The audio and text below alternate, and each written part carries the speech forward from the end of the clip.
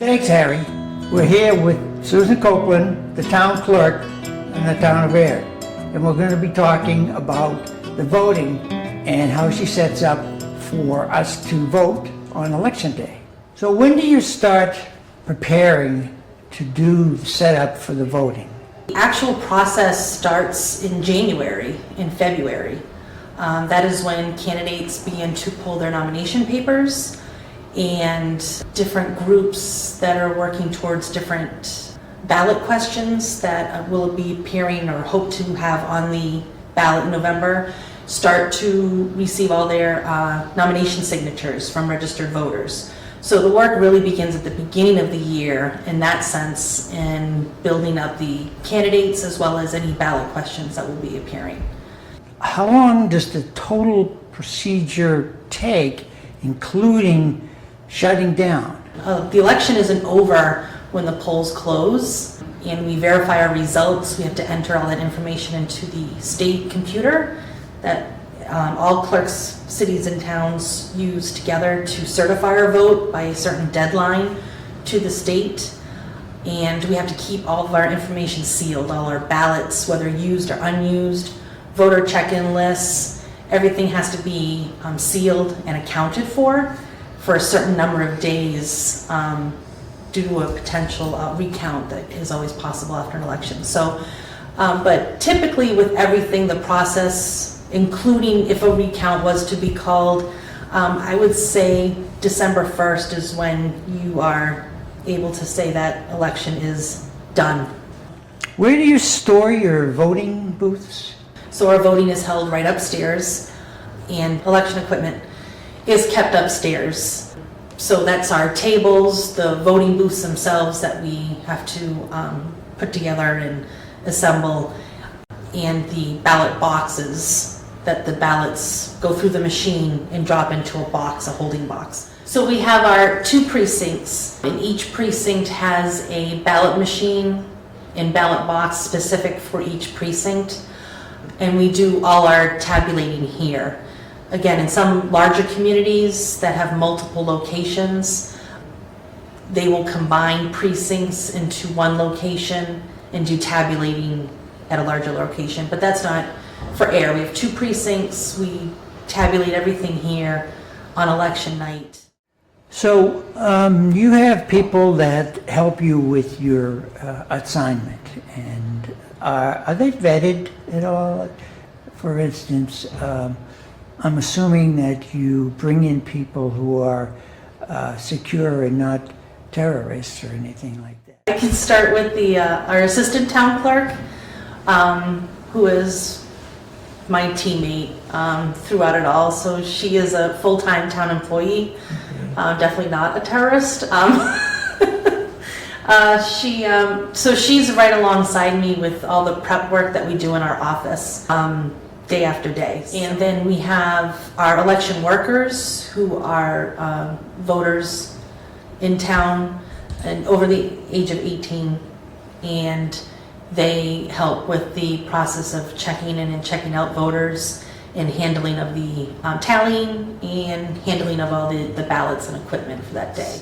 I mean, they do fill out paperwork, so we do double check that they are who they are, show ID and things like that of that nature. So, and they are registered voters, so when you register to vote, you do sign under the pains of perjury that you are who you are. So we do have that type of checks and balances. From 1944, that said that this particular town clerk had a board that they used. Do you consider your people within a board, like a registration board or a voting board or some sort? We have a board of registrars. Every town and city has one.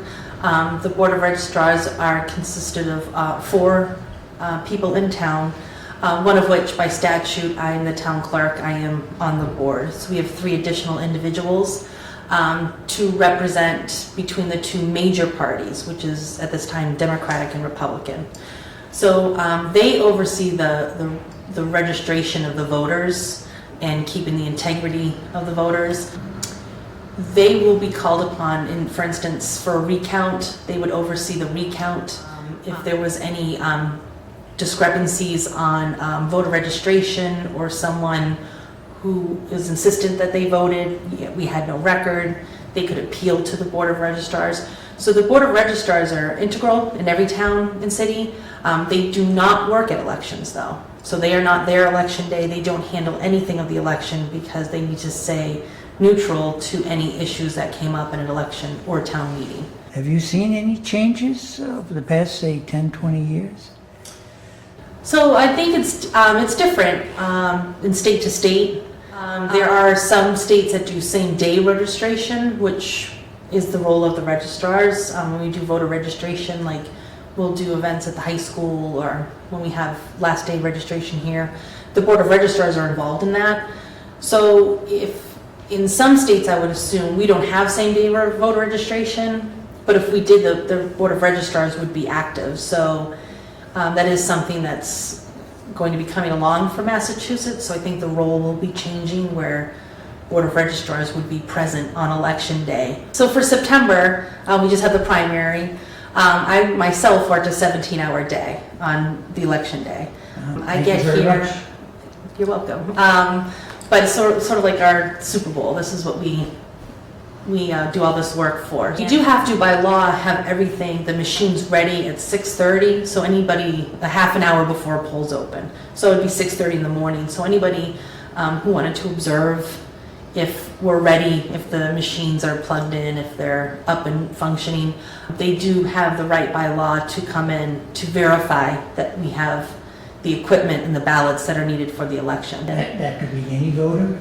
That can be any voter or observer. They don't even have to be a voter in town. They could just be someone wanting to observe the election, working for a candidates group, or if, for instance, we have the ballot questions, so any groups in support of or against, it doesn't matter. Anybody can come in just to observe that we're ready and we have our equipment ready to go.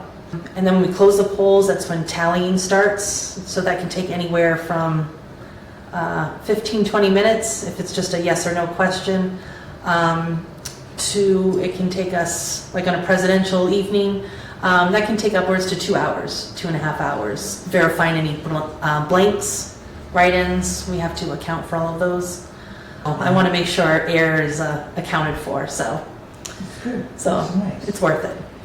So how are the votes tallied?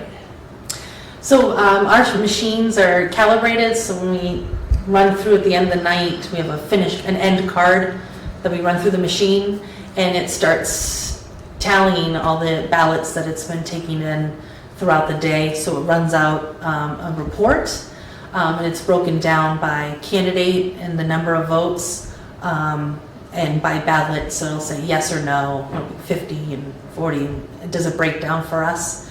It will indicate how many write-ins or blanks for candidates, so those, we have to go through the ballots to read them off and tally, because in the event there's a write-in candidate that wins, or if there's no candidates in a political party or office, excuse me, and someone writes, someone gets written in with 20 votes, they would actually be the candidate, so we would contact them. But so all those things have to be tallied up, and we just match our numbers with what the machine has. I post them right onto our website. Our IT manager waits up for me to send them off, the information off to her, so she gets them up on our website and all our social media pages as soon as she's able to. And I contact the Associated Press so that they have the information as well.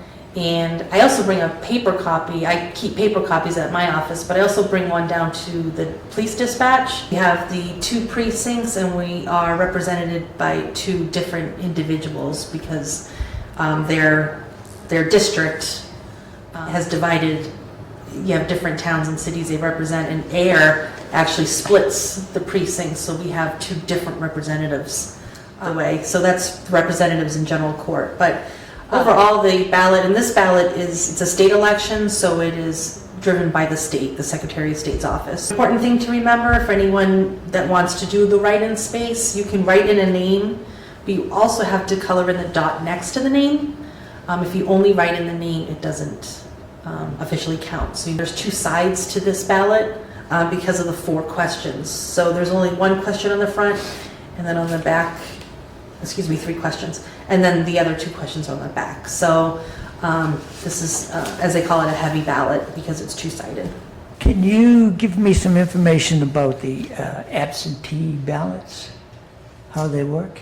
Yes, so absentee ballots are available for any individuals who are not here on election day, whether they're traveling or whatever it may be, and won't be able to make the polls on election day. So we offer absentee ballots. Those can be requested. Is that similar to an early ballot?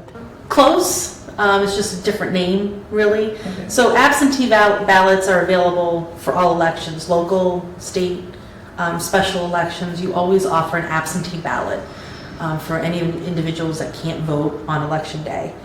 You request it from my office. You can come into the office to request it, and if you've made up your decision, you can actually vote right there at my office, and then you're done.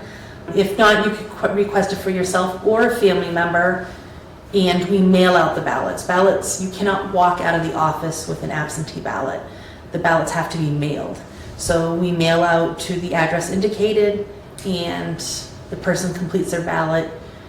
You now have the option of either mailing it back to us, or it can be walked into the office. We have to receive it back by the close of polls on election day. Mm-hmm. So that's why we can also receive absentee ballots the following day in the mail if they're postmarked the election day date.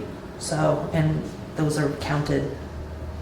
And we, what we do is it's basically our election workers, we receive the ballots, we check the person's name on and off the list, and we run it through the machine. A warden or an election worker runs all the absentee ballots through the machines. So they're counted with our live ballots, if you will, for that day.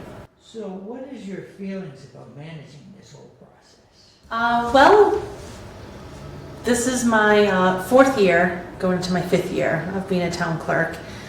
My feelings are much calmer. With the election process, I have a better understanding and have had several hiccups along the way, which you have in every election. So what is your feelings But about I do know managing I this can whole handle process? any situation, or I have not only my assistant town clerk that can help me out, but the Secretary of State's office and the elections division are great. They answer the phone and are able to help in a moment's notice, along with the companies that service our machines. And I mean, they're on call and they have people that are out in the area. So if you needed someone to show up, they can be here as swift as possible to keep the process going. So I haven't had any major issues, knock on wood, thankfully. But so I'm feeling good. You have to have a lot of checklists. And again, having my assistant town clerk, we sort of checks and balance.